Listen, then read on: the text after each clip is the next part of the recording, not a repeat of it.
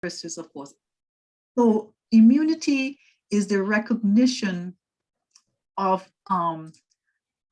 and removal of all foreign material in the body.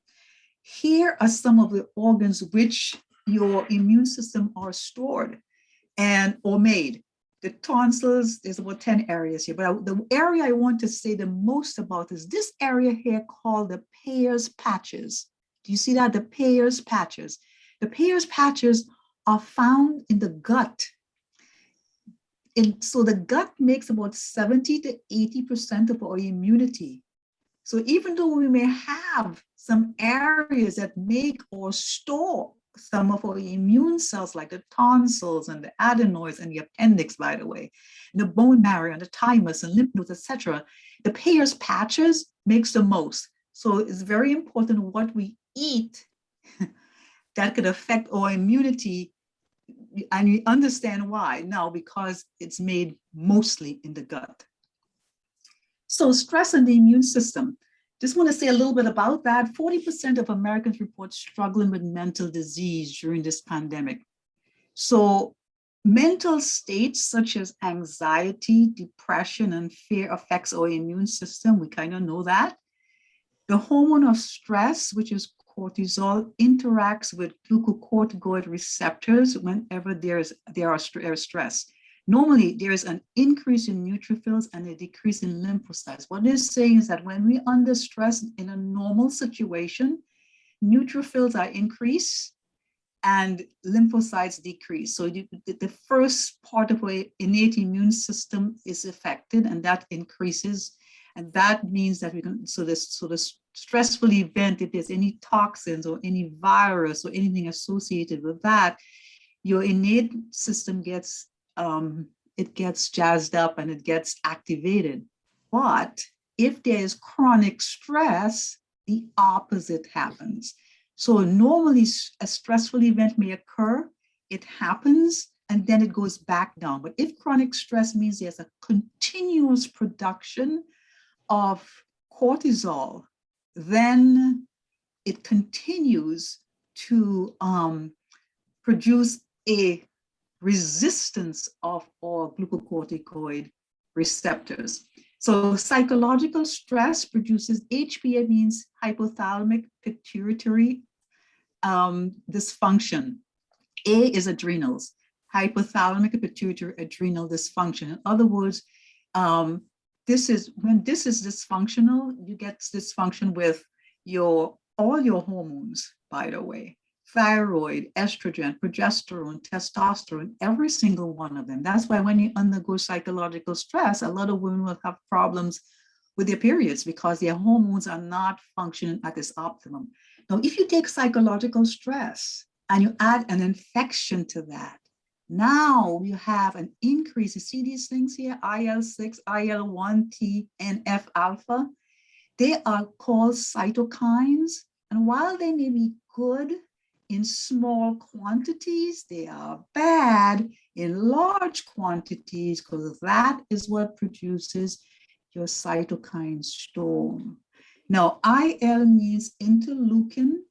The word leukin means white blood cells, and so interleukin 6 is a cytokine that actually is produced to talk to other white blood cells. Interleukin, that's what it means. And while it may be good in small quantities, because it's necessary for each white blood cell to talk to each other, in a large production, it can actually cause destruction. That's where your cytokine storm comes in. So I put this slide in here to show you something. I put that in to show you that, to tell you about the cytokine storm, because pathogens will activate our innate immune system. But if we have damaged cells, it will also do that too.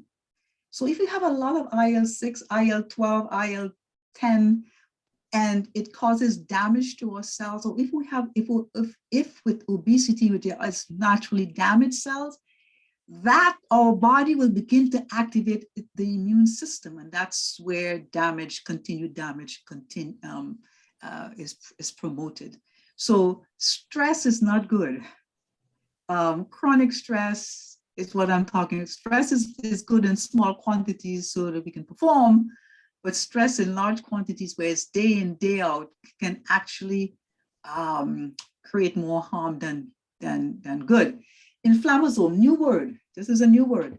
Inflammasomes. What we're finding out here about inflammasomes that they are proteins that are kind of produced when we are under chronic stress, and it sits there. Obesity can actually do that. It sits there. So when now our body really undergo a infection or some other stressful event, it runs wild and it damages cells. And that's how you end up getting that damaged cell activating your immune system, which actually can cause more damage again. So inflammasomes, and inflammasomes are associated with diabetes type 2, autoimmune diseases, multiple sclerosis. A lot of these autoimmune diseases, we're beginning to show that these patients have a lot of these inflammasomes floating around in their body. And when they get, and that's why it's so easy for someone with underlying disease to die and to get cytokine storm with COVID, because you already are set up. They are set up for a cytokine storm and damage and continued damage. So just want to say something. SARS-CoV-2 is the name of the virus, SARS-CoV-2. The name of the disease is COVID-19. That's a new thing now. So if you hear people talking about SARS-CoV-2, that's the name of the virus. COVID-19 is the name of the disease. So viruses are very strange things. We don't even know what they truly are.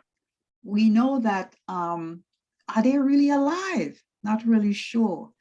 So they need cells to continue to divide, to continue their processes. So the SARS-CoV-2 virus is made up of just as any other virus. There's spike protein, and then there's this envelope of lipid, and inside of that, there is this piece of genetic material. In the case of this particular virus, it's an RNA virus, just like HIV. HIV is an RNA virus. Some viruses are DNA viruses. But this one is an RNA virus. Look at the name of the enzyme associated. So here's that. So now, how does the SARS-CoV-2 virus cause a disease? The disease is called COVID-19. The virus overwhelms the immune system. When the virus enters the cells, it takes over the machinery of the cells. The virus incorporates its own genetic material into ours, so that the command of the cell is to produce copies of the virus. It can't do it without infecting a cell. And I'll show you how our immune system works to stop that. So SARS-CoV attacks the innate immune system, down-regulating the ACE2 receptors of the respiratory tract and bypassing the innate immune system. Therefore, all of the antigen cannot be presented to create antibodies. Once the virus enters the cells, it makes billions of copies of itself. Billions. And with those billions, you can have mistakes. And the mistakes is what actually result in a variant. So if you go back here, these protein here called the spike protein, that's where the mistake occurs. So now, for instance, the Delta variant has two areas on these spike proteins where mistakes are made. So now it's able to stick to the ACE receptors better. Now, here, this is just a summary, so I can show you how this thing works. First of all, here's your SARS-CoV-2 virus. Here's your spike protein. Here's a protein called an N protein that helps it to get into the cell. This is your RNA. It goes here. Now, I want to say that it looks for something called an ACE2 receptor on the cells of the respiratory system. ACE2 receptors. Let me tell you about the ACE2 receptors. The work of the ACE2 receptor is to remove pro-oxidative stress. For instance, toxins and stuff like that. It removes that, and therefore it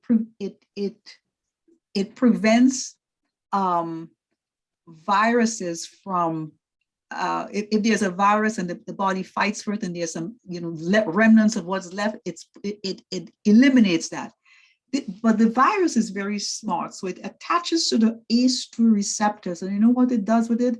It takes the ACE2 receptor within the cell. So let's say there's a virus here and a virus there and a virus all around. It down-regulates the ACE2 receptor. So now you have a decrease in ACE2 receptors. We need the ACE2 receptors to remove oxidative stress and to remove toxins, etc., and pro-inflammatory things. But with the SARS-CoV-2 virus, it downregulates the very thing that is necessary for us to prevent infection and cytokine storm. It downregulates all of that.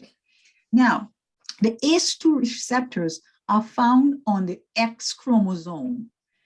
The X, as you know, women have 2 X chromosomes and men have 2 Y chromosomes. So if you notice, there are more men than women who develop COVID-19. I don't know if you've seen that, Ellen. You see more men than women.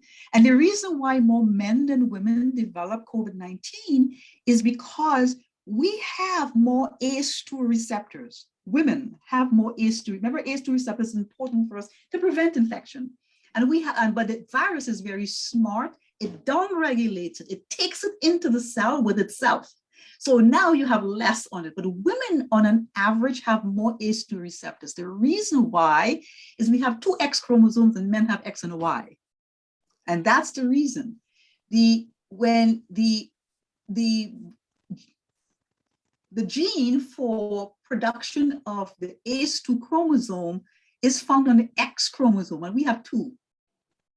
So we get to produce a little bit more women than men. So you'll find that more men than women would get the disease. Not only that, they get more of the disease and they die more. I'm not sure, because they have less ACE2 receptors on that. It's a little bit more complicated than that. I think what happens is that part of our X chromosome get deactivated, but the area in which is deactivated, because we have 1 extra X chromosome, we end up producing more. So you find that women would die from the disease, or they would get COVID-19 much less. I've seen men and women, husband and wife living in the same house. Men, they both get it. One died, the man, woman lives. It's interesting. Anyhow, so this virus gets into here, brings your ACE2 receptors inside of the cell, therefore downregulating it. Once it gets in here, it releases its chromosome. Remember I said it gets attached and takes over the machinery of the cell, produces copies of itself, reproduces an envelope and get outside. But once it gets outside, now it activates our adaptive immune system. You see this cell here, this yellow cell? That yellow cell is called a dendritic cell. And the dendritic cell would absorb it and produce these little things on the surface called viral peptide. It actually presents the antigen, and antigen means just something foreign, to a T helper cell. The T helper cell is important for recognizing the antigen and presenting it to other areas of the immune system. So here is this T helper cell. This T helper cell now begins to produce, by the way, let me just say this, I forgot one thing. The presentation of this cell to the T helper cell produces something called IL-12. So IL-12 is important for the communication between this cell and that cell, IL-12, okay? So once, that's important, keep that in mind. I'm gonna say something about that later, IL-12. So then this turns into a cytotoxic T cell, and that now begins to get rid of infected cells. it begins to kill infective cells. In the meantime, the T helper cell also differentiate into B cells and plasma cells, which produce antibodies. And that's where it's specific, because each virus has its own killer situation between T cells and B cells. So in other words, it's not a non-specific thing. So if another coronavirus comes in, you'll find that if they have antibodies, you'll be able to kill that. Just similar if you have mumps or measles, this is floating around in our system. So if we encounter mumps or measles, we already have this antibody. This is where your adaptive immune system comes in to play. Now, as you know, if you get coronavirus, and again, Emily will tell us, if you get coronavirus and you go to the hospital, there's nothing we can do for you. Your body, all we can do for you is to give you supplemental things, maybe supplemental oxygen, maybe dexamethasone, IV fluids, whatever, just to make your immune system. We are trying to get your immune system to work for you. Basically, that's what we're doing with coronavirus. There's nothing else we can do. There's no magic thing out there. Maybe ivermectin, I don't know. There's no magic thing out there that will help us with this, except your immune system. This is why it's important that we strengthen our immune system. So what do we do for that? So what do we do, for immune system? And the first thing we do that I want to say is vitamin D. And so, the ACE2 receptors that I talk about? Vitamin D interacts with the ACE2 receptors. And so we need to get an adequate amount of vitamin D. Now, if we live, the people who live above the tropic of 35 degrees north, I think, I can't remember, it's Cancer or Capricorn. I think it's Capricorn. The latitude, the Capricorn, above that, you don't get any vitamin D in the winter at all. I think Florida is under that, so we can get some vitamin D from the sun. So UVB light of the sun gets into our skin, and that changes into, we have a pro-vitamin D in our skin, and we need the activation of the sunlight to our skin to actually get that to change into calciferol, etc. That works. So there are some processes that need to take place. Our skin needs to be involved, our liver is involved, and our kidneys involved in actually producing vitamin D. Okay, but vitamin D is important. It's a receptor on every single immune cell, every single immune cell. So it's very important for reduction of building our immune. It's a very simple thing. Sunlight. And if you can't do sunlight, you want to take 1,000 to 5,000 IU daily of vitamin D3. Okay, some people think that you need to take a little bit of vitamin K2 with it. That's okay if you want to do that. I want to let you know that your bacteria in your gut, if you're treating it well, makes vitamin K2. So you may not need it if you're eating well. The second thing is hydrotherapy. Now, hydrotherapy enhances your innate immune system. For instance, your interferons. Hydrotherapy increases interferons. Now, hydrotherapy got out of vogue when penicillin came into view. Then people stopped because we were throwing penicillin at people all day long. But hydrotherapy was what we used before. And if you read some of the old books with Kellogg, he was the one who actually developed hydrotherapy to his fullest extent. He has written many books about hydrotherapy. And this is being treated right now and being studied right now at Loma Linda to see if hydrotherapy can enhance early, COVID-19 cases, to reduce, to stop, progression of the disease. So you can take hot and cold shower. You start with hot, 5 minutes, followed by cold, 30 seconds, and you can repeat this 3 times. So it promotes interferon production, which occurs in the initial phase of infection within the first 5 days. And of course, you know that the monocytes is the one that produces the interferons. But here's the one that I really like, forest bathing. Forest bathing. Now, walking among trees daily or at least once per week can increase T killer cells. Let me go back here and show you. Your T killer cells are these. And the purpose of the T killer cells is to engulf infected cells. So that's what forest bathing would do. Walking among trees daily or at least once per week can increase T killer cells. The aromatic oils from trees enhances the production of T killer cells, and these cells eliminate infected cells filled of the virus. The alternative is to, if you have a diffuser and you can't go out in the forest, you can diffuse aromatic oils, especially eucalyptus. That also helped as well. Now, that study was done in, it was a good randomized controlled trial that was done in Japan. And when they took, Japanese medical students, and they got them out in the forest and had them walk, they checked their levels of T killer cells prior, and they had them walk for about a couple hours out in the forest, taking deep breaths and just kind of relaxing, etc.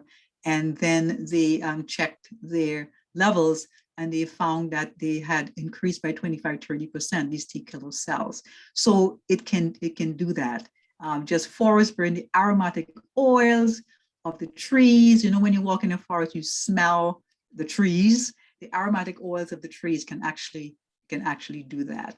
So interesting about it also, let's say you don't live close to trees, but you're able to go out to visit a park maybe a couple times. It is found that if you go to visit your park and you get enough of those, increase in T killer cells, that it can last up to 7 days.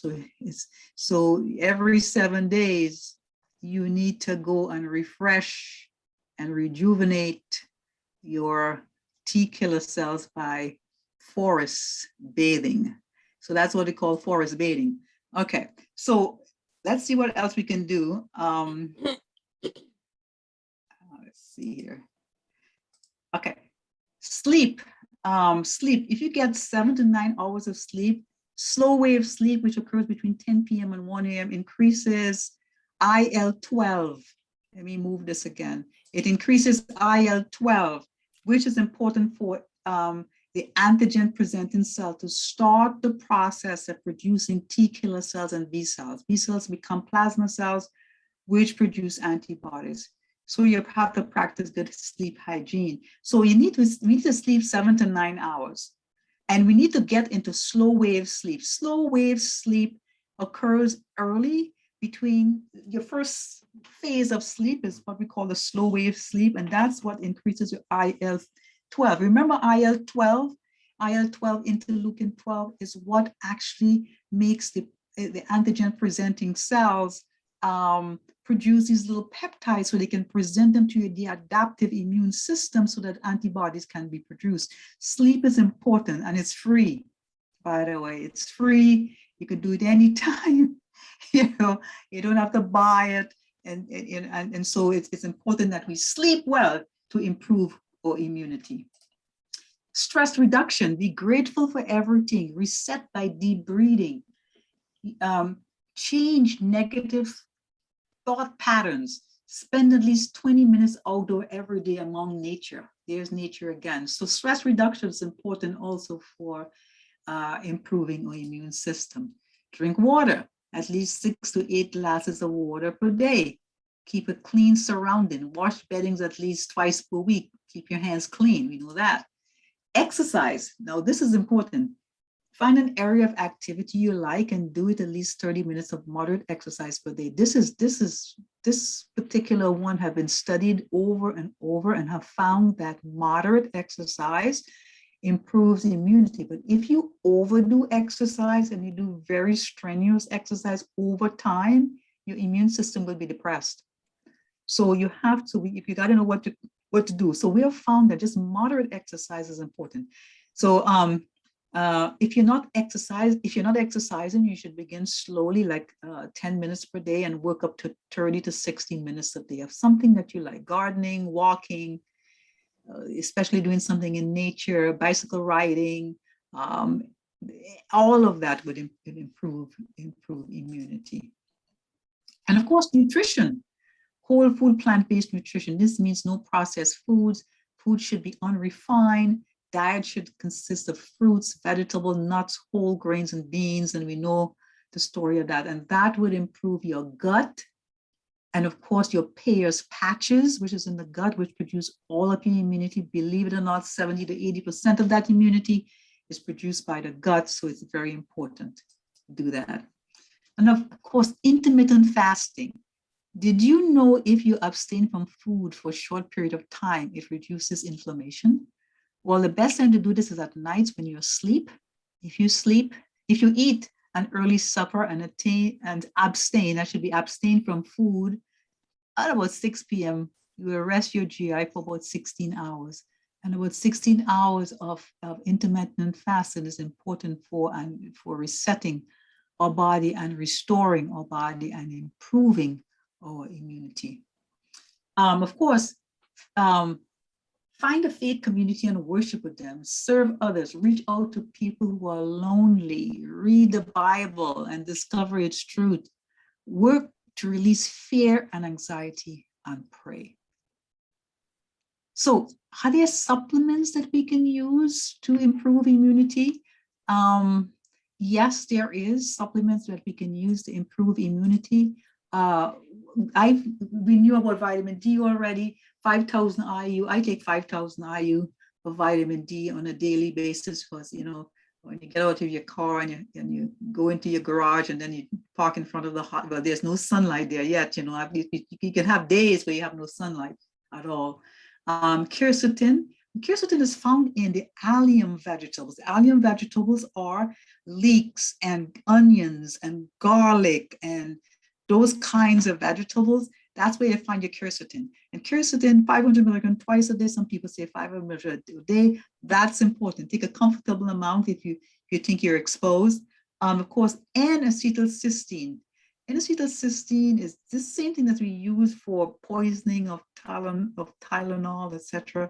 But N-acetylcysteine is important for improving the innate. All of these help with the innate immune system. Zinc, 25 to 50 milligrams daily. And I want to add vitamin C. If you get a buffered vitamin C is best. And if you get a melatonin up to about 3 to 6 milligrams is also important as well. I take a combination of NAC and melatonin all together with a little bit of zinc. So just one capsule has everything in it that I take during this time. I particularly don't like to take supplements, but during this time, because I interact with patients with it, that's what I have done. Now, if you want to get a little bit more about COVID-19, and there's a website. This is AMEN means Adventist Medical Evangelist Network. Adventist Medical Evangelist Network. You can get a little bit more about COVID-19 and prevention, etc. And they'll talk a little bit about vaccines and stuff like that. And I want to open up for questions. If there's any questions,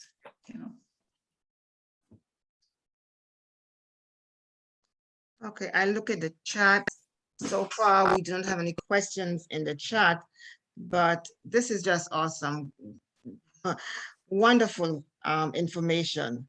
So some of the things that caught my attention was how wonderfully the innate and adaptive immune system work so closely together.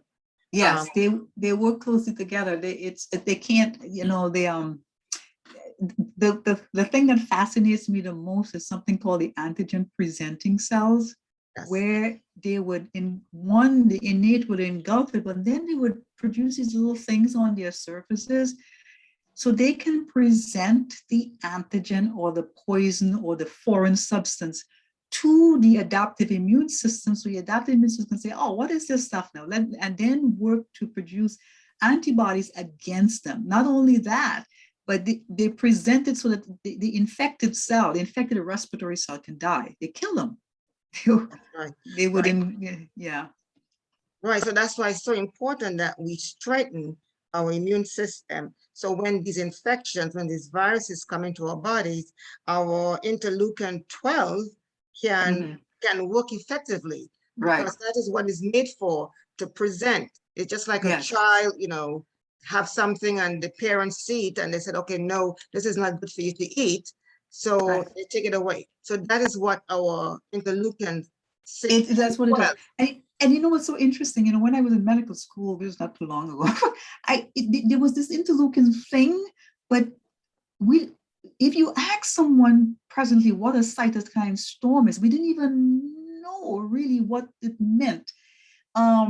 It's the COVID that has really taught us how this is a very complicated, it is very fascinating how it works.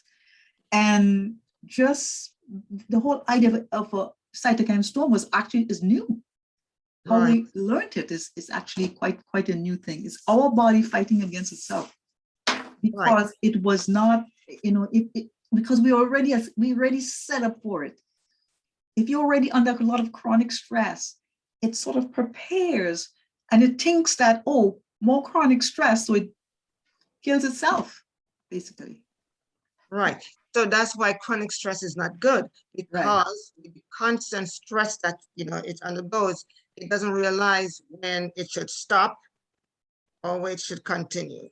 Right. So it causes, the kill out of even good cells too. So another thing I was interested in is this inflammasomes. Yes. Is there a test that we can do?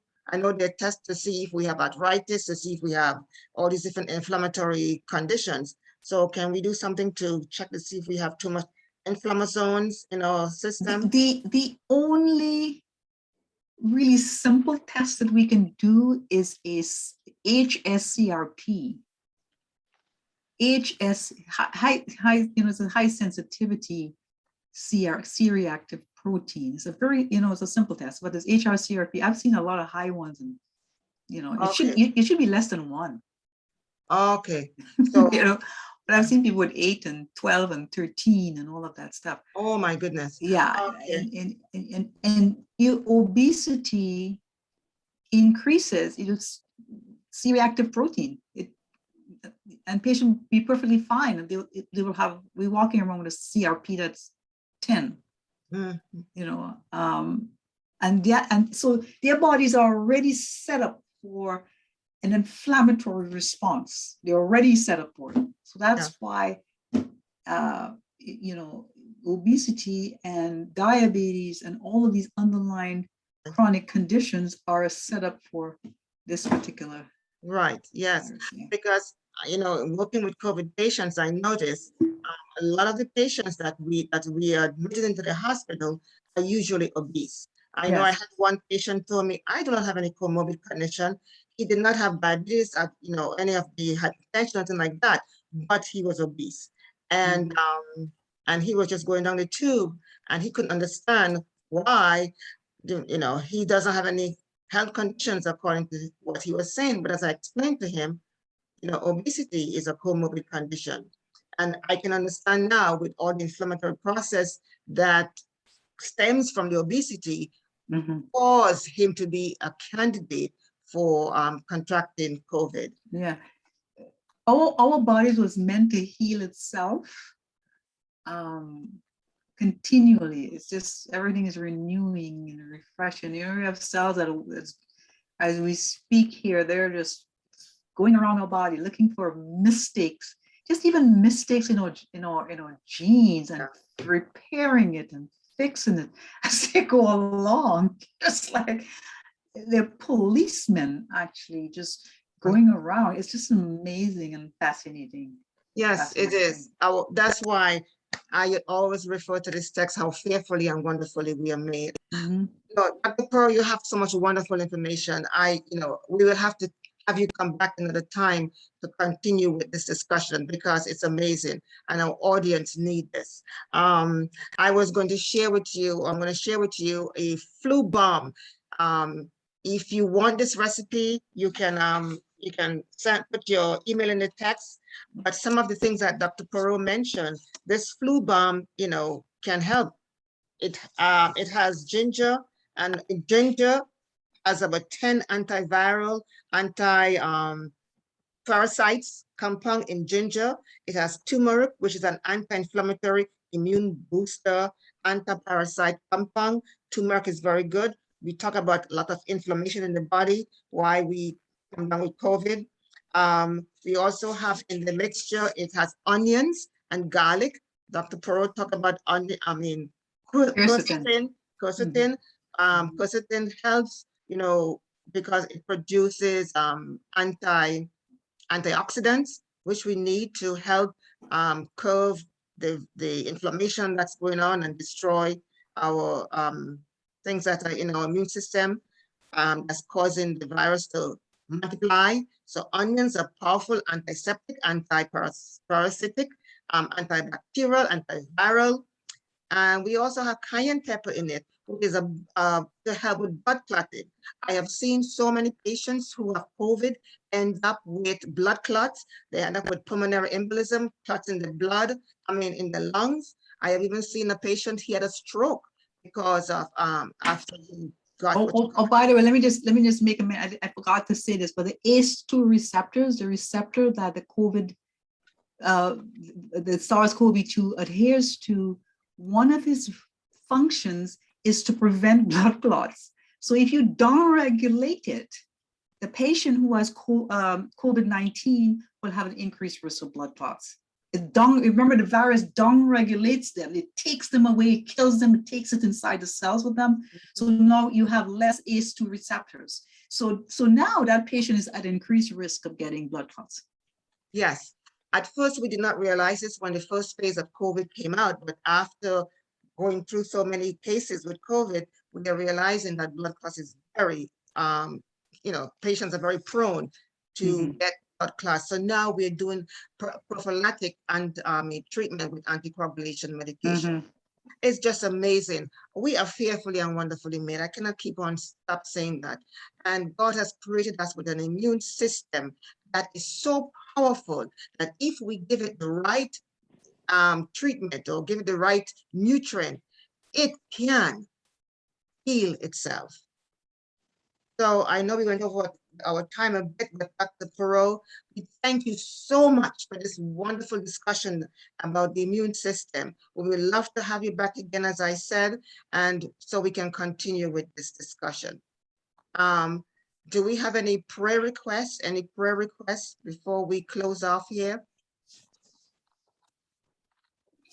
Well, I have a prayer request. I just want you guys to pray for me. I have been looking for new directions for my practice, etc. And I think I talked to Emlyn about that, wanting to do lifestyle medicine and wanting to do this and that and wanting new direction. I just wanted God to lead me in the way, his will, whatever his will is, he can lead me into that path. Okay, sure. We will pray for that. Anyone else? Okay. So we are going to have our prayer at this time. Let's pray. Heavenly Father, we thank you so much for the wonderful discussion we had today. Information that was presented to us by Dr. Perrott. Dear God, give us the power that we need to follow your leading as we take care of our bodies, because you created us with an innate immune system that is so powerful that it can fight off anything. Dear God, I do pray that you will be with each participant, each attendee here on this program here today. Bless them and their families. Those who have prayer requests that was not mentioned, you know their needs. I do pray that you would work accordingly. I do want to pray for Dr. Perrott in a very special way. Continue to be with her as she lead others and direct others through her practice in becoming whole, becoming healthy. Dear Father, she needs direction in the way she needs to go with her practice. You promised that you will always lead us. You said, ask and it shall be given. So we asking you today that you will direct her so that as she look forward to improving or increasing her practice to do new things, that you would show her where to go, how to go about it. Continue to be with this program, this Living Well program that we do every Sabbath afternoon. Help it that it will be a blessing to others. We do pray in your name. Amen. Amen. Thank you. Amen. Amen. Thank you. Okay, was someone just put something up in the chat? So